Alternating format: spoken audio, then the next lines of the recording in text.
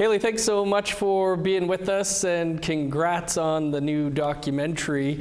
Can you tell us about the making of Under the Arbour? Yeah, so thank you very much. I really appreciate it. So Under the Arbour was filmed in the summer of 2024.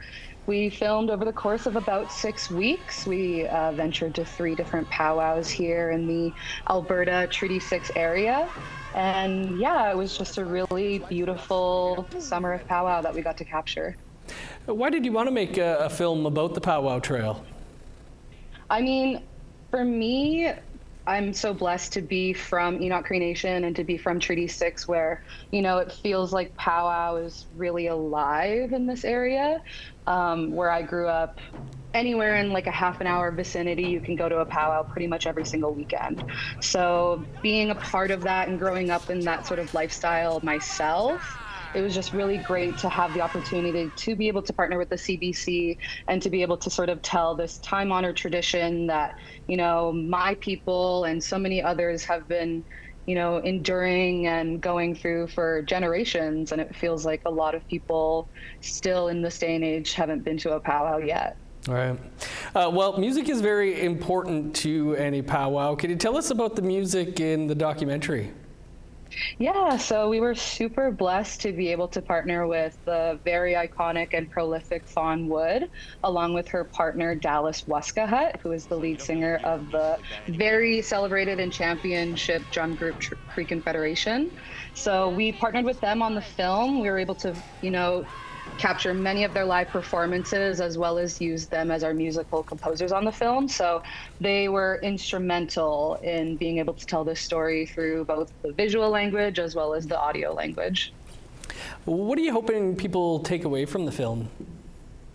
For me, I really just hope that people are able to see a part of a really beautiful lifestyle that they might not have had access to, as well as if they are part of that lifestyle, I would love for them to be able to see it captured really beautifully on film.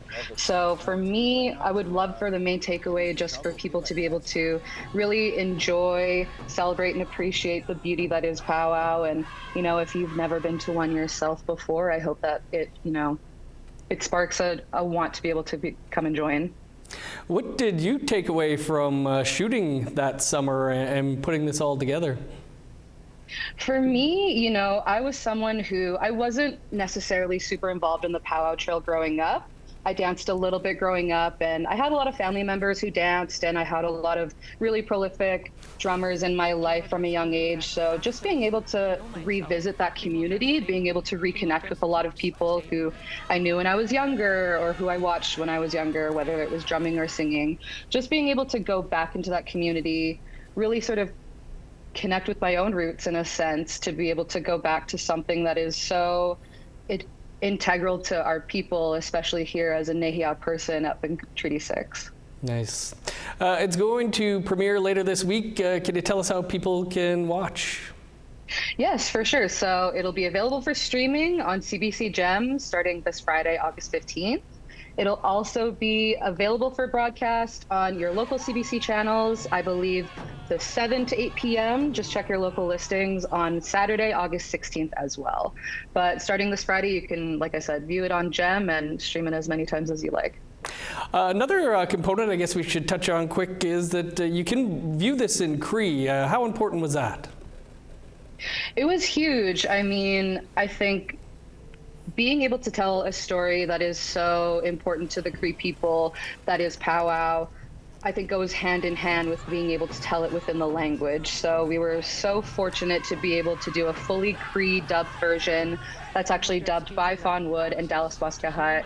It was one of the most, you know, prolific experiences I've ever had in my life, both creatively and culturally, to be able to see this sort of beautiful time-honored tradition as powwow being spoken in the Nehiyaw language. Good stuff, Hayley. Congrats again. Appreciate you taking some time for us to talk about it. Awesome. Thank you so much. I really appreciate it.